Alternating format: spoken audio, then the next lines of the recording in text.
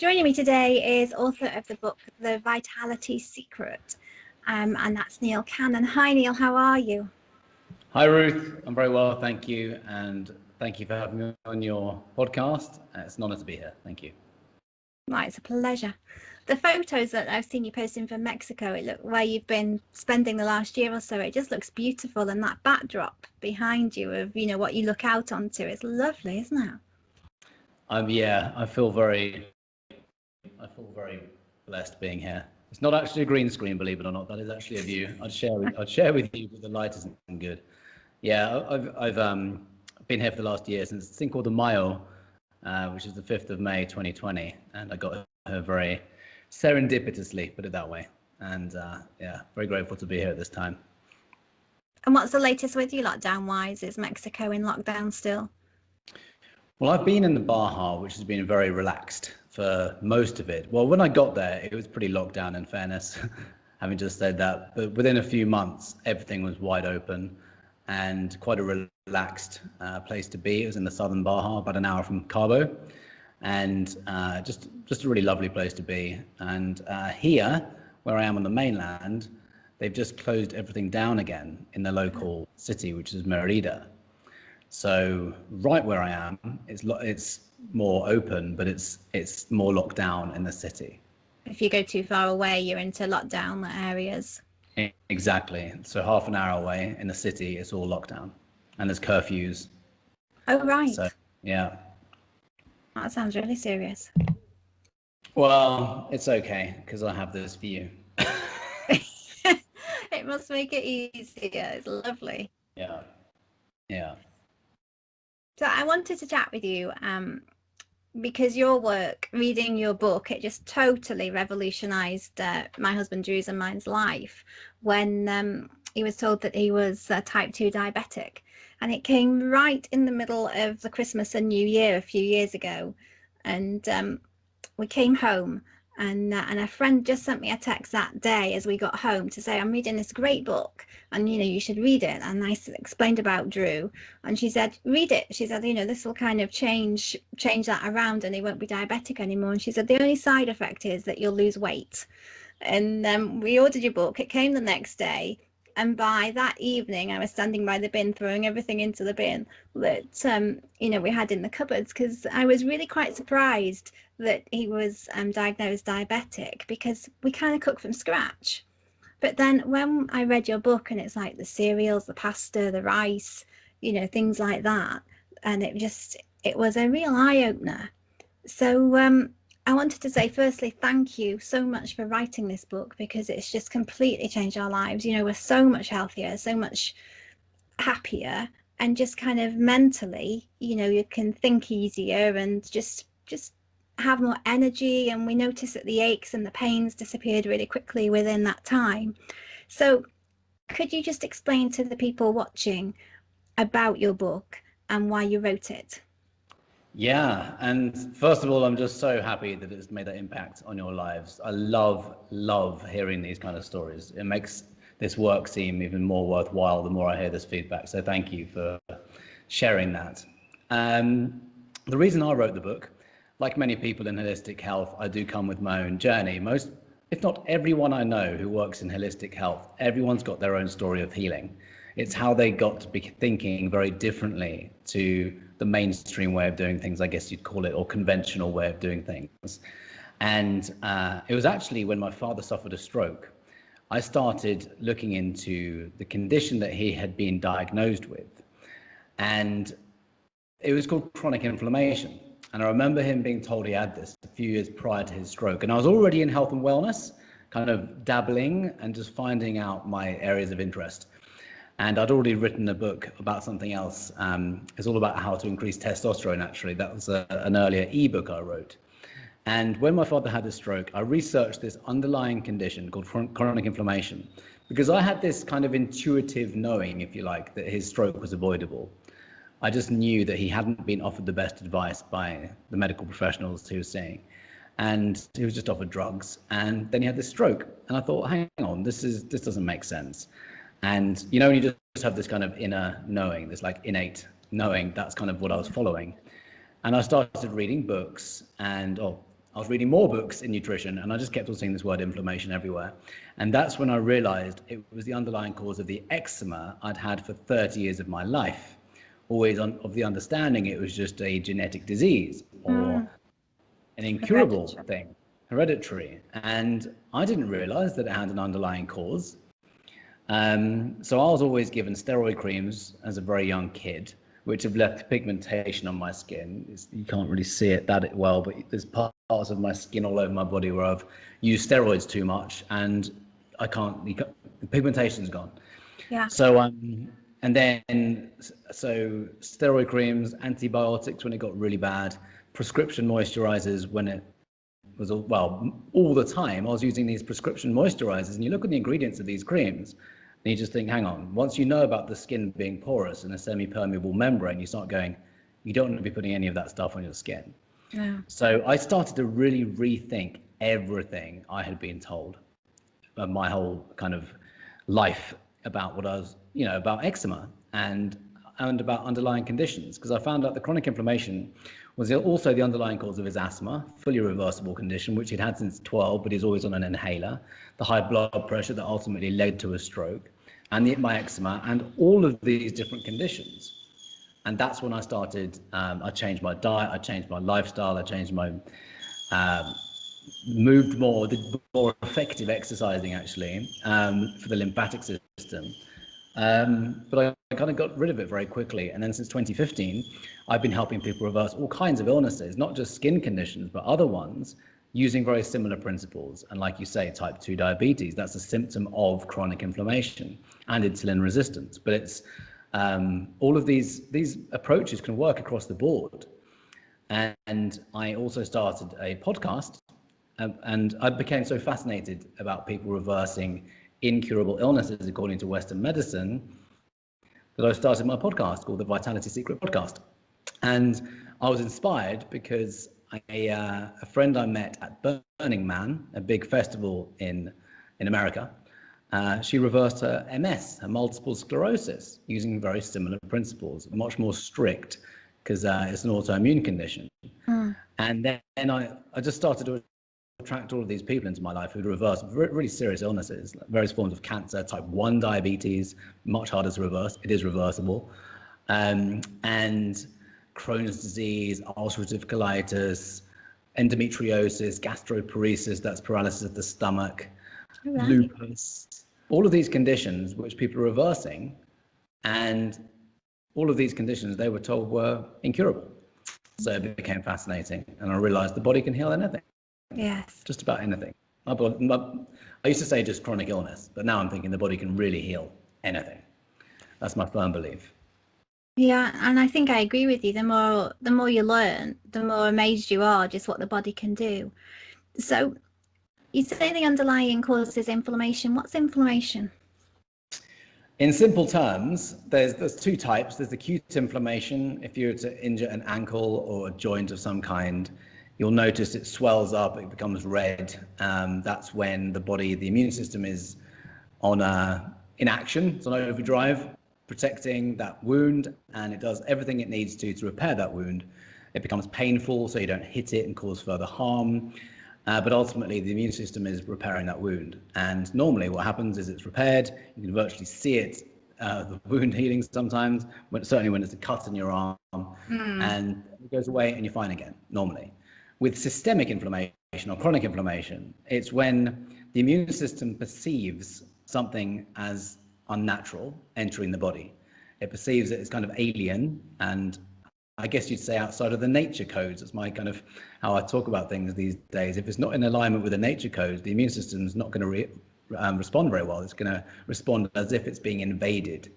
So inflammation is your immune system's response to some kind of perceived attack on the body or physical attack on the body.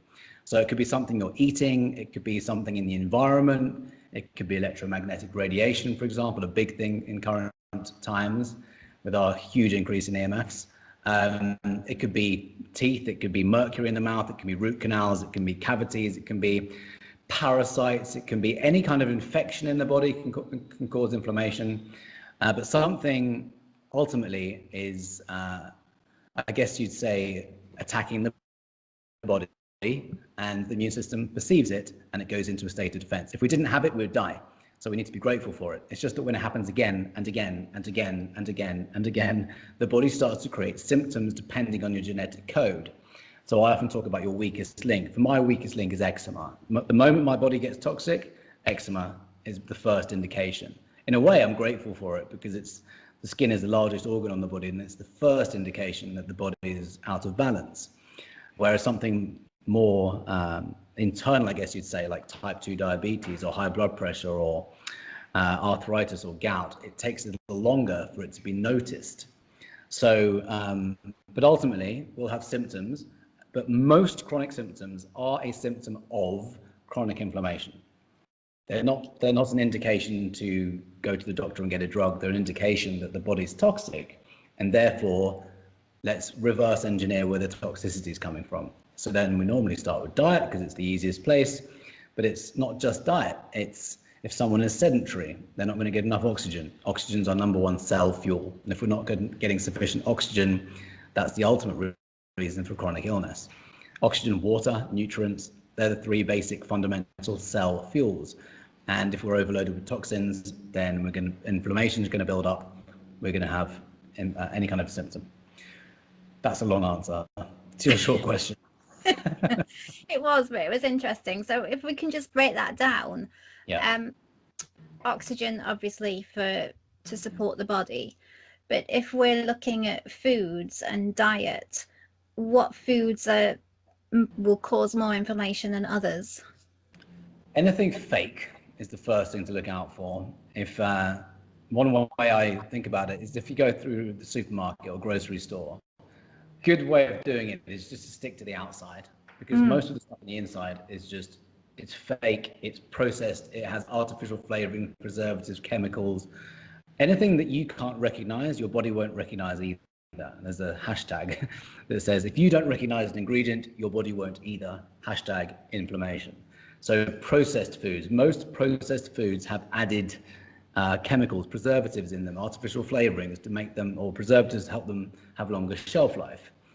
And so anything like that is the first thing to look out for. Trans fats, sugar, and then there's more staple kind of culprits, which are the modern hybridized wheat grain. In America, that's a massive problem in particular. Some people seem to be able to stomach wheat in, say, Italy or Spain, and then they go to America where it's been hybridized. It's gone through a process called mutagenesis, and they get bloated and they have all kinds of symptoms. But really, I think most people can benefit from being gluten-free or wheat-free. So wheat, dairy, sugar, fake foods, they're the main ones. And if someone has something more severe, like an autoimmune, which is leaky gut, which stems from leaky gut, most people benefit from going grain-free. And it doesn't have to be forever, but there are certain things that we can do to heal the gut. And that's why I'm a big fan of paleo, which is grain-free, and majority plant-based. You can't argue with, across the board, there's nothing wrong with having lots of vegetables.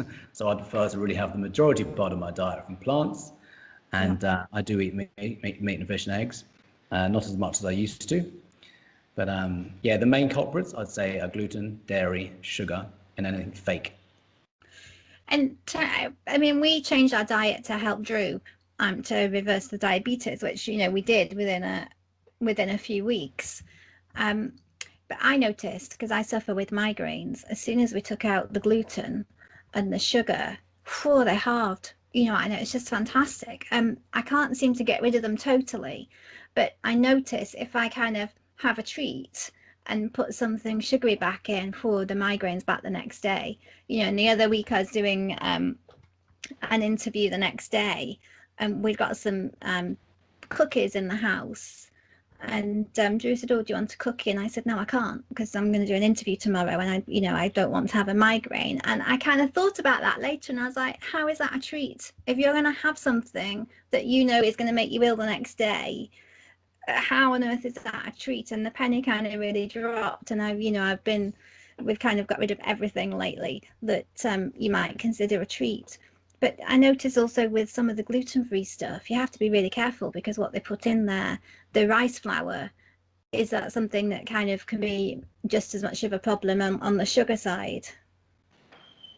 Yes, always be mindful of gluten-free. What's the best when I talk about diet, I really want to be careful not to kind of make people think there's a giant sacrifice to be made, because if we can replace gluten for something that we really enjoy, it makes the whole process much easier. Because if we have to remove all of these things from our diet, it's like introducing all kinds of pain and sacrifice, which is a form of pain. So if you can replace it, I always talk about replacing things rather than taking them out. So if we're going gluten-free, we want to replace gluten with something equally as tasty, if not more tasty, which is going to be nutritious. So if we just go for a gluten-free bread in a standard supermarket, chances are it's going to have some ingredients in it that aren't good. But if you get a bit creative in the kitchen, you might be able to find some grain-free breads, or you start just looking into these websites. There's paleo websites, you can get free recipes. Or one diet channel I love on YouTube is called the Keto Diet Blog, and she's got amazing desserts and chocolates and truffles and pancakes and breads like macadamia bread, and there's all this amazing stuff that we can have, and it's so tasty, and we don't need to, some of this gluten-free bread, if you just go to your standard supermarket, it just tastes like cardboard. But if we get a bit creative in the kitchen, I'll be honest, I'm not the most creative person, but I surround myself with people who are. But I do get, I actually bought some grain-free bread mix here, and it's just made from nut flour and nut flour. It's all nut flour, different types of nuts. So I'm just going to add that to eggs and water and butter, or butter I'm okay with because it's, believe it or not, part of the dairy area. But there's no casein, there's no lactose in butter, it's pure fat. So I have no problem with fat. So that's going to go in there. Always grass-fed, preferably. Pasture-raised, grass-fed, that kind of stuff. The cleanest that we can get. Something I didn't mention earlier, by the way, is vegetables which are covered in pesticides and herbicides, fungicides, insecticides. They're not good for us. So we want to either be really mindful about how we wash them or go organic whenever we can. I know it's more expensive, and there are ways of bringing that cost down, but it is an investment, I think, in health. These pesticides and herbicides, they're also endocrine disruptors. They affect our hormones. I learned about that because of my first book on increasing testosterone naturally for guys, and I came across all of these startling statistics about men's hormones getting all out of whack, and man boobs, and man boob removal in 2013, I believe it was the fourth most popular surgery carried out on men in the US. It's now number 2. I found that out in the last year. It's gone up to number 2. So we need to be careful of anything that's endocrine disrupting, hormone disrupting. But yeah, ultimately, going back to the bread, if we can go natural and find things that we like to make, it makes eating more interesting. And there's so much content now that's free or very cheap to get your hands on, and we can have really tasty food.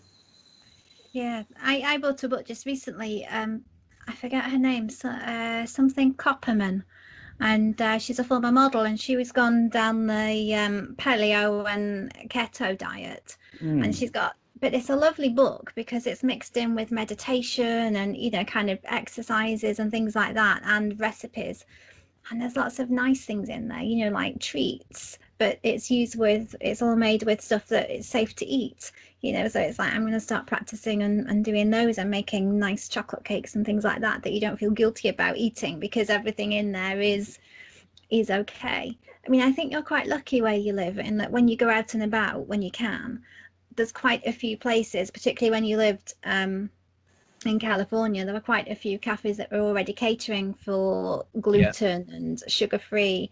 And I picked something up the other day in a supermarket, and it was sugar-free, and I was like, great, but it wasn't wheat-free. So I put it back on the shelf, and it's it's hard to find anything that does both things.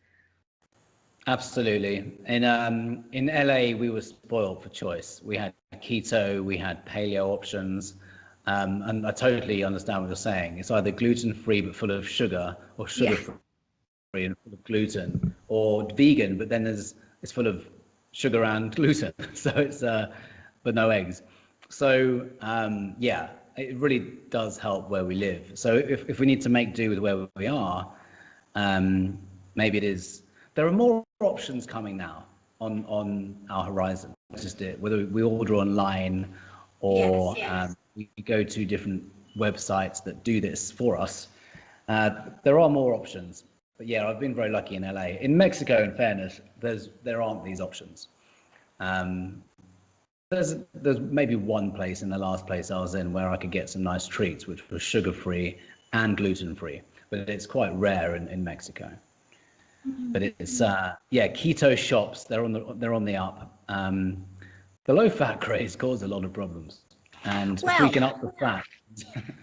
I wanted to kind of come on to some of the myths that you talk about in your book, because I think it's kind of really interesting. And one of them was, that you say, don't eat a low-fat diet. That's not the way to go. So why? Why is that? We need fat, basically. Our cells are made of fat. Our brain cells are made of fat. We need fat in our diet. And I don't know if you know, but one person I work with had type 2 diabetes, and she reversed her Parkinson's symptoms as a side effect of reversing type 2 diabetes with the ketogenic diet. So this was very much guided by her husband, because she wasn't able to make many decisions. Right. But he could not believe the difference in her mind by switching to fat. Because we have two different types of fuels, or two main fuel types. We have glucose or we have ketones.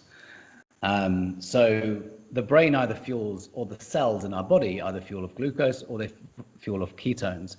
So ketones are produced in the liver, or by the liver, in the absence of the introduction of carbs into your diet, carbs or sugar, and that is quite an amazing fuel type. And the brain favors ketones over glucose. So many people can have tremendous results with neurodegenerative challenges, brain health problems, dementia, Parkinson's, Alzheimer's, by choosing the ketogenic diet, because you're fueling off fat ultimately instead of glucose. So it's not for everyone, but it's a really great way of, at least trying it to see how the body responds. And it's also effective with cancer, because cancer's number one fuel is actually sugar, glucose. Yes. So if we can deprive it, again, it's not going to work in every case, but it can be really beneficial as part of the healing cancer protocol to switch to a ketogenic diet, where you're depriving the cancer cells of the sugar. Insulin, the cancer cells have 15 times the number of insulin receptors as normal cells. That's where they receive sugar. So we want to be careful with that.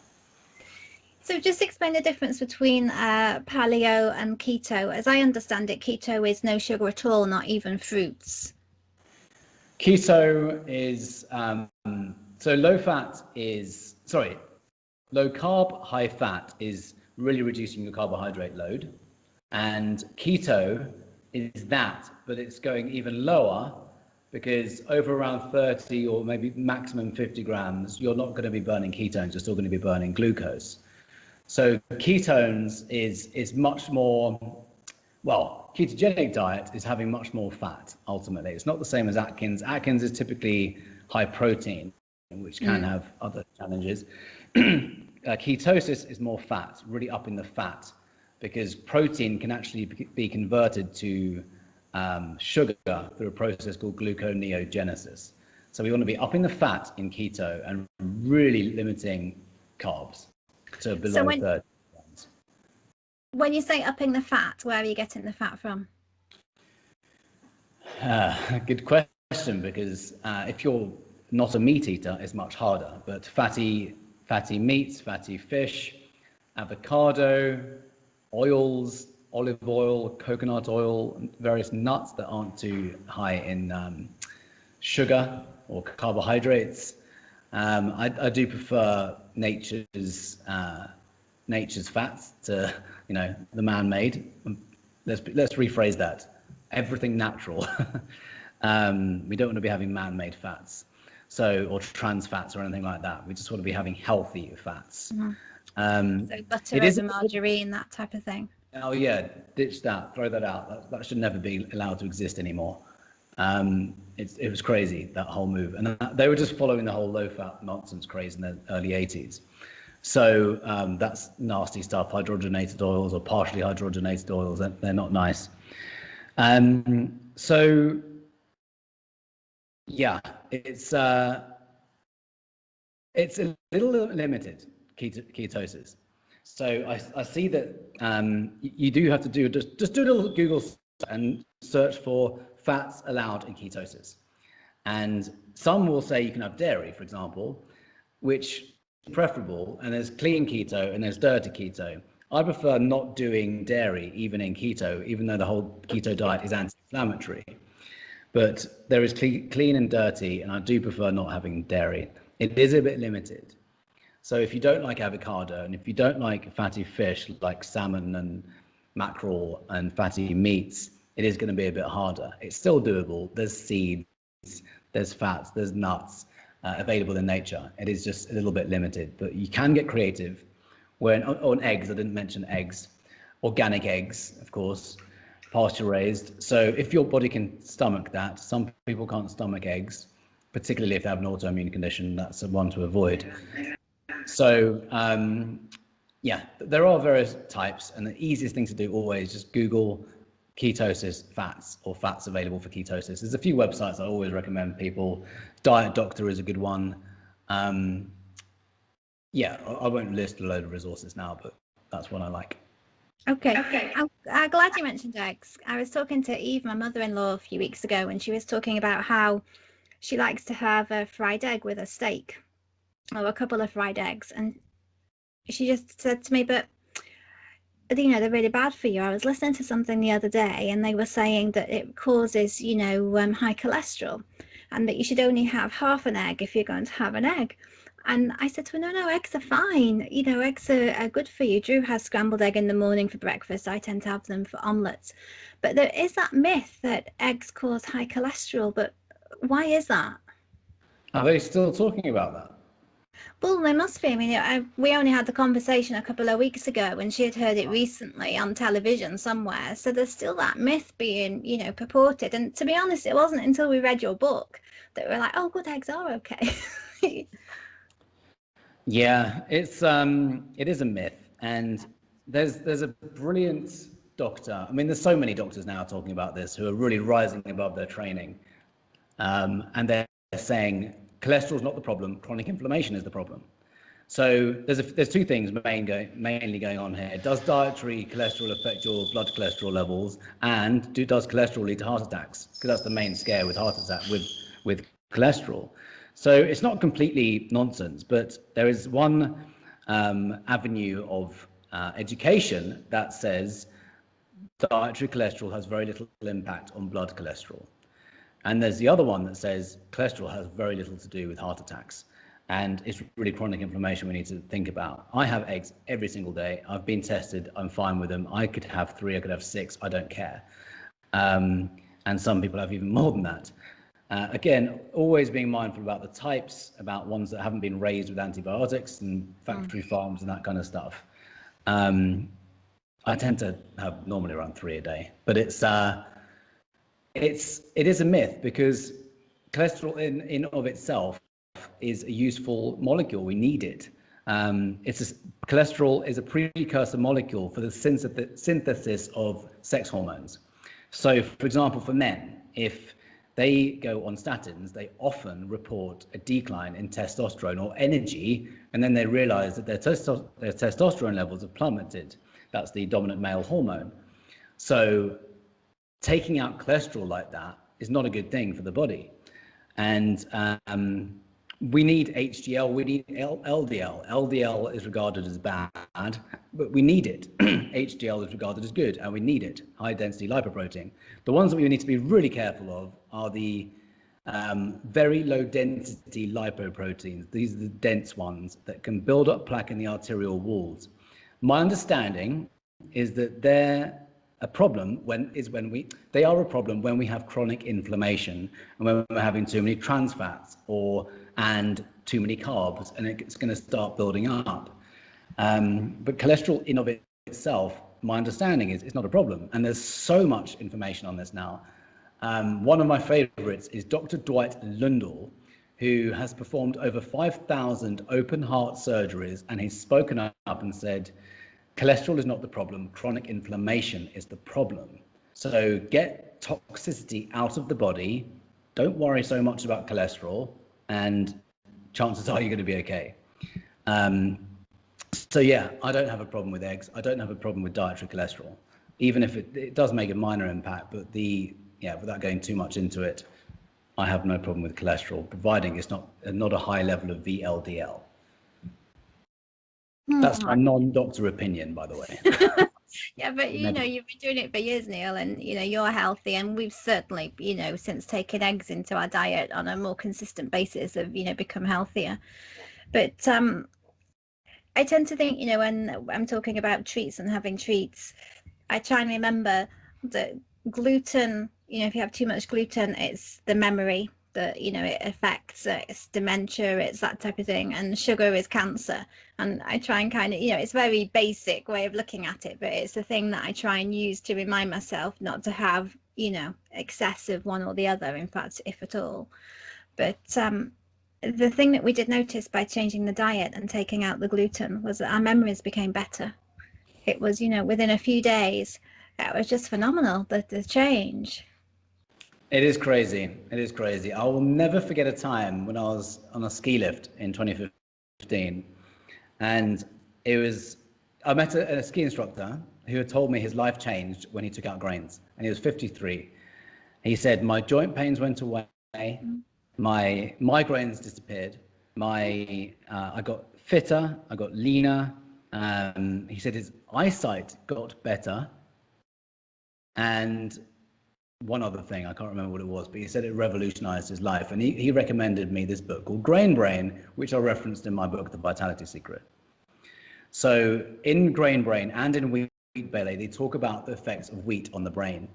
And it is just as you say, it can affect the brain because it causes inflammation of the brain, inflammation in the gut, inflammation of the brain. There's a gut-brain link, and it definitely affects the brain. So people can really benefit from taking out gluten. It's not a fad, it's a real thing.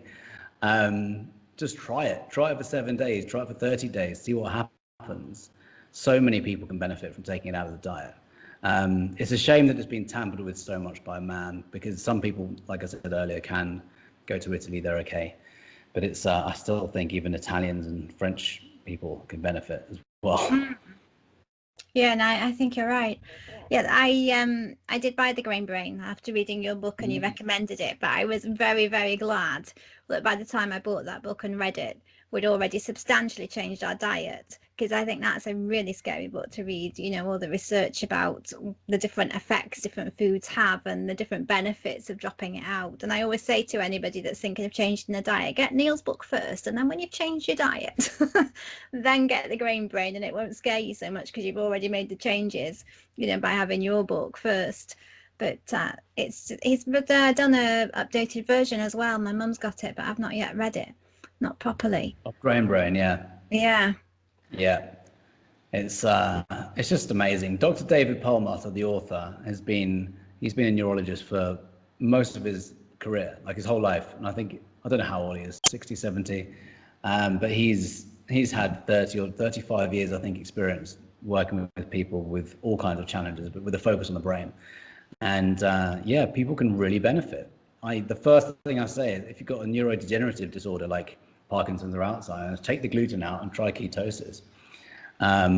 Again, it's not going to be for everyone, but those two things can make a profound difference on one's brain and one's life. Yeah, and I think you have to have the attitude of you want to do something yourself and not just take a tablet to make it better. Yeah, I mean, that's a big conversation in of itself.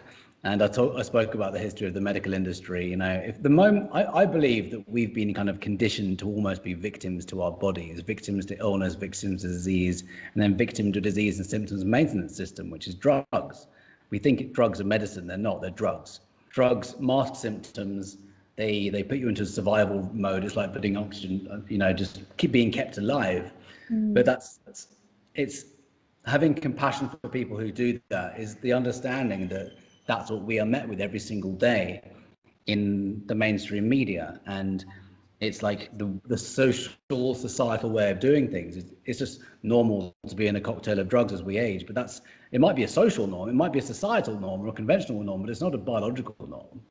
The body doesn't get sick because of a pharmaceutical drug deficiency. It gets sick because it's fallen out of balance. So if we can say, okay, the body can heal anything, I've got a symptom. I see symptoms as like warning lights in the car saying, check this out, there's a problem with your oil. Go and fix it at the root cause. If you just hit it with a hammer so the light went out, that's not really very useful. But if you go into the engine, you replace the oil, then the light goes off. That's the same as a human body. I like to use car analogies. If we just ignore these symptoms are one of the best ways of like understanding what's going on with our body. They're one of the greatest ways of waking us up to what we're doing in our current lifetimes, on our current lives. So we just need to move away, I believe, as much as we can from the Western medical way of doing things when it comes to illness and disease, because in emergencies, they're amazing, of course, they're life-saving. Both of my parents are around today, and many friends are around today thanks to life-saving drugs and surgery. But when it comes to illness and dis-ease, I think they're very limited, and maybe that's an understatement, but there's so much that we can do to heal our own bodies, because the body's one of my favorite quotes is, your body's ability to heal is greater than you have ever been allowed to believe. And the more that we remind ourselves of that, the more that we can step away from drugs, because drugs are just, like I said, they're masking symptoms. They allow the root cause to worsen. Normally chronic inflammation is the underlying cause under which there is a root cause or several. So unless we get to the cause, we're going to continue having symptoms. So there is a social way of doing things, but I think it's a very limited life. It's a very limited way of doing it. The moment we heal ourselves, it's just we elevate our energy, we elevate our consciousness, and we find out so much more about what is available to us as well. Yeah, no, I agree. I mean, when Drew went to see the diabetic nurse after he was told he was, type 2, the first thing she did was give him a prescription for metformin. And Drew was like, I don't want to take a tablet. I can do this myself, because we'd read your book by that time. And Drew was like, I can do this myself. And she was really put out. And then when we went back and, the blood showed that the diabetes had gone, and she asked Drew, what have you done? And so he was saying, well, we took out wheat and we took out, sugar, and we've taken all that. But you can still have a bit if you want to. You don't have to completely stop from having it. You could still have some pasta if you want, or you could. And we're just like, you've taken it all out. You've proved that you can get better. So why on earth would you then just, put things back in? And when, watch your sugar go back up again. It was just. I think you're right. I think it's the way, they're conditioned in their training. And I think that they do genuinely mean to help and not, do any harm. But they just kind of we almost wanted to just give them your book and say, read this. Yeah, it's, I've got so much time for doctors, for nurses, and for doing what they're doing. And if you read, I've dedicated a whole chapter in my book about the history of the medical industry. I won't go into it now because it's a whole topic of conversation, but the education system was changed for doctors in 1910, and everything related, sorry, I'm surrounded by flies, everything around natural medicine was removed from the course curriculum in 1910. It was a move by Carnegie and Rockefeller. And then the mainstream media, they got involved with the mainstream media to basically program people that drugs are medicine. And then there's a whole history behind it. So I've unveiled it, because I think once we know the history, we go, okay, that's happened. So now we can just put that aside and go over here and go, okay, the body can heal anything. And take our power. Yeah, I was going to say take our power back, because as corny as it sounds, we have been almost conditioned out of our own power. And then we talk about the likes of Joe Dispenza and Bruce Lipton and Greg Braden, who are bringing all these principles of quantum physics to the world, and people are healing themselves of everything by thought and by connecting to this field of intelligence and by understanding the role of thoughts and emotion over the health of our body and the body electric. And then all of this stuff opens up to us. We're like, oh my God, we're so much better than we've ever been allowed to believe. Yes. Do you know, I'm glad you mentioned Bruce Lipton. I love his work. And I remember hearing him in an interview a few years ago, and he was talking about this family who adopted a girl. And the family had hereditary illness running through it. But the girl, you know, completely different family, no blood connection, nothing in that way. But she developed the same disease because she'd been surrounded by it. She had thought about it, and her DNA changed. You know, and it just blows my mind that you can change your DNA just by thinking about illness in a different way, and the person that you were born is suddenly someone different. I mean, it's just crazy, isn't it? It is crazy, and that's the science of epigenetics, and our perception ultimately. So I can explain. The science of epigenetics says it's the environment in the body that signals the genes. So what am I doing? The genes are the blueprint. The epigenetics is the software. So the software runs the genes. The software is your epigenetics, and this is the environment that we keep in the body. So if we keep a toxic environment in the body, it's going to signal genes in ways that are normally unfavorable. So if we have a healthy environment, an anti-inflammatory environment, a harmonious environment in the body, we can signal new genes in new ways. And we can also change our DNA by changing the environment in our body. And ultimately, obviously, the physical stuff is very important. The water that we drink, the oxygen, the water, the nutrients, elimination of toxins, that's a fundamental cell requirement. Ultimately, food, movement, emotions, thoughts, all of that's important. Ultimately, it's how we perceive our world around us as well that can change our DNA. So if we are responding to things as if they are stressful, this triggers a fight or flight response. It could be a moderate fight or flight response. Just look at what's going on right now in the world. And that can trigger the nocebo effect, which is like you believe something's true and then you end up attracting it and creating it in your body. Yes. Whereas if you just remove yourself from it, you're like, oh, I'm going to stay healthy and just focus on this instead. I think the nocebo effect has played a massive role in the current situation. And Bruce Lipton has talked about that as well. Interestingly, I did a video on it right at the beginning of COVID, and then I saw Bruce Lipton do one as well. I thought, listen to him. He's so old. He's been doing this since the 60s. So cloning stem cells before that became cool. But what you had to say was valid. I mean, you know, during with COVID, we've just kind of not believed we're going to get it, you know, and so far, touch wood, we've been absolutely fine. And we've not had it at all. And, you know, Drew's worked in a school or works in a school where supposedly children are the carriers. And there has been the odd, you know, child gone home, but nothing terrible. And certainly Drew's been, you know, fit as a fiddle. So I think it depends what's going into you as well and where your mind is set, whether we're kind of walking down law of attraction route now, but you know, if you think you're going to get something, then you surely will. So true. Talking of COVID, I'm just coming out of it myself. So the vast majority of people are asymptomatic or have very, very mild symptoms. And I've had low energy for a few weeks. I tested positive a few days ago. I've had that combined with salmonella. I traveled to a new location, and I'm just grateful that I have a strong immune system because I'm fine. And you know, Dr. Zach Bush, I was convinced I wasn't going to get it, but I also have been talking about it so much that I'm not surprised that I attracted it, because I'm very much involved with what's going on, and there's the metaphysical energy of it that I think I might have attracted, but there's also people nearby. There's one person who was diagnosed with it. I don't really have any fear of COVID at all, and in a way I have been saying, I wish I just get it, I wish I just get it, I wish I just get it. Well, there you go. Because I know that it's a DNA upgrade. I know it's a DNA and genome upgrade when you have natural immunity. So, and I learned this from Dr. Zach Bush. I've been following immunologists, all these epidemiologists this whole time of COVID, particularly. Natural immunity is always going to be our best defense as far as I'm concerned. And I know it's a controversial topic, so we don't have to go there. But I'm just happy that I have my own DNA upgrade now, and it's already been proven that natural immunity has a defense against 3 different strains. So I'm grateful. I've had brain fog, I've had low energy, but it's fine. I know people who have suffered a lot, and obviously people have died, which is really not good. So most people who suffer are chronically inflamed. They are pre-inflamed. As Dr. Mark Hyman says, who's a leading functional medicine doctor, he says, COVID is not the problem, it's the host that's the problem. And this is going to sound insensitive, I know. I just want to say it because I believe it.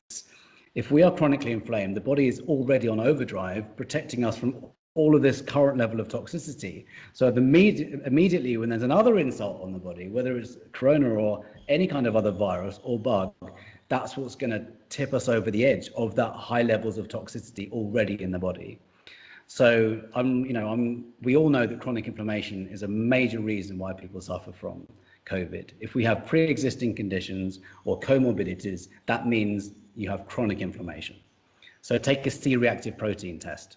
That's the first thing I will always get my clients to do. High sensitivity C-reactive protein. There are other inflammation tests you can have as well. But if that's elevated, now is the best opportunity ever to really bring that down, take full control of our health, get fully into the immune system. Whether you've been vaccinated or not, we still need to have a strong innate immune system. So, as more and more strains develop, because they're going to, in our time, we want to be as clean as we possibly can be. And I think that's the sadness about this, that, here in the UK, we had daily press conferences when it was at its worst last year. But at no time did anybody stand up and say at these press conferences, if you just took care of your health, if you just kind of got rid of the bad stuff in your diet, it would help you. If you were to get it, it wouldn't be so bad. If you just kind of got healthier. And nobody said it. And it was kind of so frustrating because we were like, it was a prime opportunity to say, instead of like, oh, we're going to create something to give to you to make you better, there was no kind of try and get yourself better first.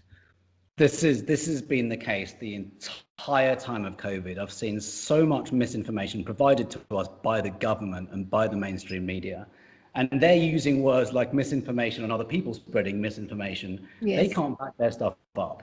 I can back my stuff up with solid data that has been kept from the mainstream. They have suppressed all of these natural things that we can do for our immunity, our own immune system. They've suppressed things like IV vitamin C, which saved my friend's life in April 2020.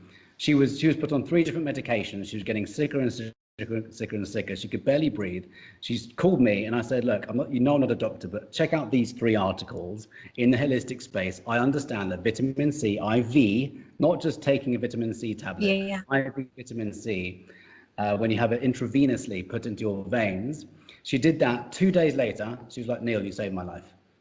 That's how simple this can be. But they have suppressed, they have targeted, the FDA has targeted naturopathic doctors for making claims about micronutrient therapy helping with COVID, your immune system. They can't ever mention COVID. They have to say this is good for your immune system. Yes. Can't make any claims because of that nonsense that we've been subjected to for 110 years. So we have seen so much suppression of information about how we can look after our immune system.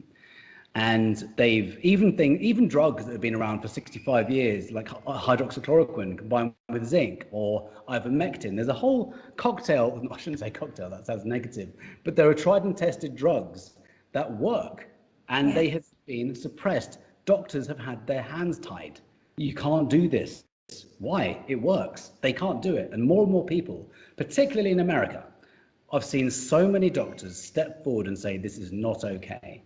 We are having our hands tied. We know this works. And they've resigned. I recently saw a doctor in England. He's resigned because he's like, I will not accept this anymore. And he's standing up against the medical training, and he's moving to functional medicine. And sorry? I say good for him. Yeah, it takes so much courage. Yes. But it's the more people that stand up now, the better they're going to be for saving humanity. If people just stay shushed, hushed, and they don't, I've heard so many reports offline, all the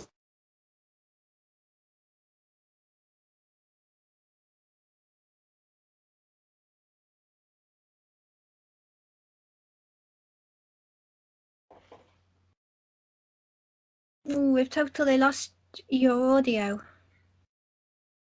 You can hear me, obviously, because you stopped. It must be the connection. I think it's just the connection, Neil.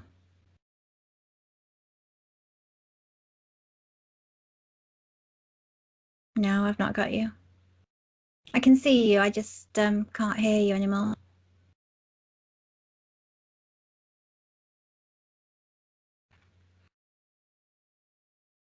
Oh, something just popped up then. I think it said you're on mute. You've not muted yourself, have you? Oh, got you. You're back. Like this. Yeah, you're fine. Maybe that was Spirit playing with sound. Maybe making sure you didn't get yourself into trouble. Neil, don't go there. Neil, don't go there. Yes, I think it probably was. So funny. I'm joking, but I'm also not. They play around, going a bit esoteric here. No, I agree. I think it is. I think because you were kind of, impassioned. Yeah. And I think someone was trying to save you from a bit of trouble. Yeah. I don't speaking up. I think if I don't speak up, I'm part of the problem. Yes, I think that's true. I do. I mean, I remember it was quite early on in COVID when it was rampant in China. And China, one of the hospitals put vitamin D and zinc into a patient IV and, sorted it. And we were already taking vitamin D, but I did make sure I got zinc. And the odd place would say, very quietly, oh, if you just took vitamin D and zinc, you would be absolutely fine. If you get it, you're not going to be in any great trouble. And I noticed in your book, actually, when I was going back through it before doing this interview, that they're two of the things that you list anyway to take on a normal daily basis, regardless of, COVID or anything else that's going on. Yeah. It's amazing. Nature has the answers. It always had the answers. We're just not being told about it. And the censorship the last year and a half since the whole of it's just extraordinary, but it's nothing new. I've seen it for 10 years of being in holistic health.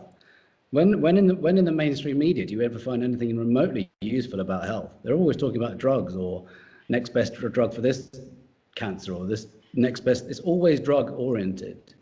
So seen it for that long. So what I'm saying in the last year and a half is just a magnifying glass of what's actually been happening for a very long time. And the more that we can all become aware of this, it's not nice to know, and it's going to really challenge our belief systems, a lot of people's belief systems. But the moment we enable that, we can unify together because there's so much polarization happening at the moment. And the more that we can come together, this is my belief, the more that we can come together, the more that we can actually, well, it's going to sound corny, but save each other and save our lives and move forward without harming ourselves. So, I agree. Yeah, all of the information we need is out there, but we just have to look at the stuff that's not mainstream. Yes, and I think if you kind of come across stuff you're not sure about, kind of reference it somewhere else and get 2 or 3 different people saying the same thing, and then possibly, it's something that you can trust. Now, I know that you were talking before we started recording about a new book that you're writing. And it sounds like you're moving more into my wheelhouse with your work. So tell me about that.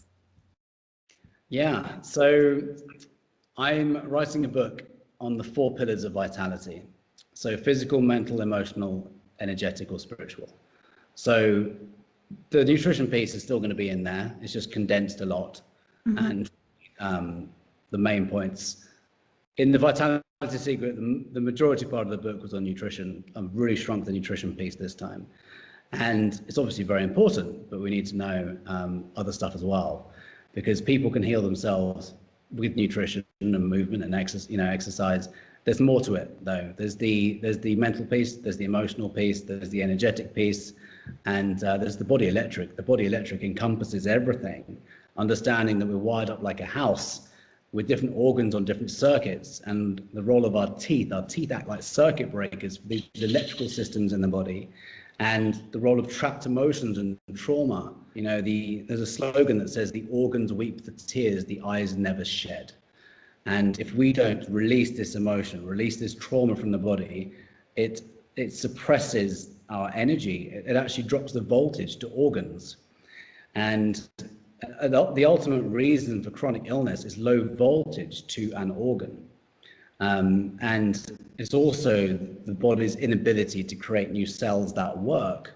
So, I talk about cell fuel, I talk about the body electric, I talk about the releasing trapped emotions and trauma, grounding, understanding other toxins. So it's a more kind of in-depth look across every pillar. And the spiritual or energetic, the energetic pillar is more about understanding this field of consciousness that we're connected to and a part of, and our extensions of how we are all energy, how we're all interconnected by quantum entanglement, and how our thoughts and our emotions can raise our frequency and our energy. And Tesla said, if you want to understand the secrets of the universe, think in terms of energy, frequency, and vibration, talking about all of that. So bring it into the book.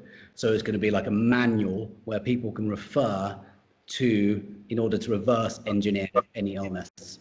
I'm not going to go into every subject in great detail, but it's going to be like a manual so they can do their further investigation.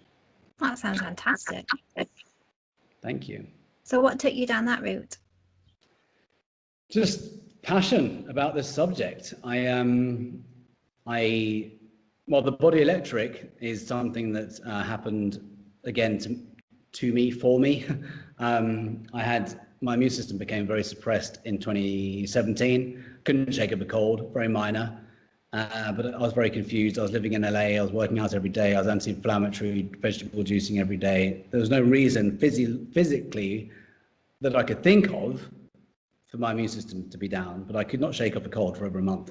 So I got tested by a kinesiologist, and he told me that my phone had depolarized 3 teeth on this side of my mouth, which had compromised my immune system. And I was like, what?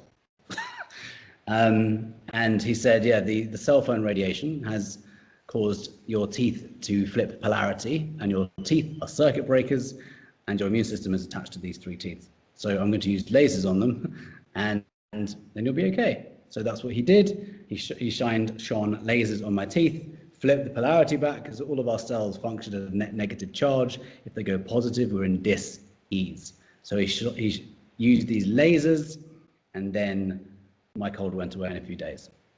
So that was my avenue to the body electric. And then, of course, 5G launched in 2019. I went very loud on that, knowing about the body electric and how our cells are extremely sensitive to these EMFs. So that became a very big passion of mine. I talk about ways that we can protect our body from cell phone radiation, from 4G, from 5G, all of the different Wi-Fi signals as well. There's devices for our homes, there's devices for our phones, there's devices that can just protect us in every way, shape, and form. So we need to become mindful of that. So that's one reason why I got into that. And then, of course, trauma in my own journey. It's a constant healing journey. We can't just take out gluten and expect to be healed for life. There's 4 different avenues to look at in health all the time. So it's physical, mental, emotional, energetic, and I find normally we need to address all of them. People who reverse cancer, they don't just go on an anti-inflammatory diet, they do all of the things. In radical remission, it's 250 people who have radically reversed advanced stages of stage 4 cancer, metastasized stage 4 cancer, and they did it without any medical intervention whatsoever. And the way they do it is by addressing every angle. Sometimes the holistic space and the natural space gets a bad rap because they say, oh, Steve Jobs did vegetable juicing and it didn't work for him. And it's just like, well, that's one of all of these different avenues of toxicity. So no one knows what he did. If he just did vegetable juicing, that's not good enough. We need to be doing every angle of getting toxicity out of the body. And then when we come back into alignment and back into harmony, that's when we become free from illness and dis-ease again. So it's just, in answer to your question, it's passion. I find these, I just think it's fascinating, and knowing about energy and frequency and vibration and all these things that are available to us. We'll never take a drug again, unless it's an emergency. You talked about electricity and earthing. Is that the connection there to bring the electricity back up by earthing, or are they 2 separate things? Yes, no. they're totally related. Earthing is so profoundly effective, and it's even scientifically backed now. The ground is like a sea of negatively charged electrons, and we absorb these electrons through our feet or however we are connected to the ground. Earthing has been known to reduce inflammation, and as inflammation is the underlying cause of everything, it can help with anything. So I get my customers and clients grounding the first day one. It's very, very powerful, and it's very much connected to the body electric, yes. Yeah, my mum bought a book. I knew about earthing, and my mum bought a book on it a couple of years ago, and I've got it downstairs and I've started reading it. And so I did last summer, make an effort to sit outside or walk around outside in the garden, kind of earthing. But winter here, it's not such an easy thing to do, or it's not an attractive thing to do when it's freezing cold outside. You don't want to be earthing. So do you think you can earth enough in the summer to kind of get you through the winter, or do you just kind of have to find something else to do in those winter months? Find something else to do in the winter months is my definite advice. That's why there's a company called Earthing that's created all of these different devices where you can be grounded in your home whilst you sleep or whilst you're on the computer. You can have your feet attached to grounding mats or grounding pillowcases, grounding sheets, and it just grounds your whole physicality. So right now, when we've just gone from 4G to 5G, one of the best things we can do is get grounded. And if we're not somewhere where there's an ocean in front of you, I'm very fortunate here, then grounding sheets are very, very effective. And people often report better sleep in even the first night of grounding. Right, okay. We did have a look actually at grounding. I think they were duvets or mattresses, and we did have a look. But I might look into the mats, if there's mats you can put your feet on while you're at the computer. Can I take you back to the issue you had with the phone? Are you someone that's constantly on your phone, and that's why it was an issue? Well, I used to hold my phone here, so I've never, rarely do that now. If I have to, I sometimes will very briefly, but I normally use either air tubes or wired headsets, never those in-ear pods, Bluetooth ones, never, never, never, because they emit EMFs into the brain. Right. So, we want to be mindful about the phone usage. I'm going to need to get off because I've got something else coming up very shortly, and I'm sent. But we've covered a lot. And we have. Just an hour and a quarter. So yeah, and I appreciate you joining me, Neil, to do this interview. When do you expect your new book to be out? Hopefully in a few months. Yeah, okay. It's been, I'm really getting my head down now and wanting to finish it off, and we need it now because of the immune system and our need for immunity, immune health. Yes. All right. Well, thank you ever so much, Neil, for doing the interview. I really appreciate it. Thank you so much, Ruth. It's been a pleasure and an honor to be on your podcast. Thank you.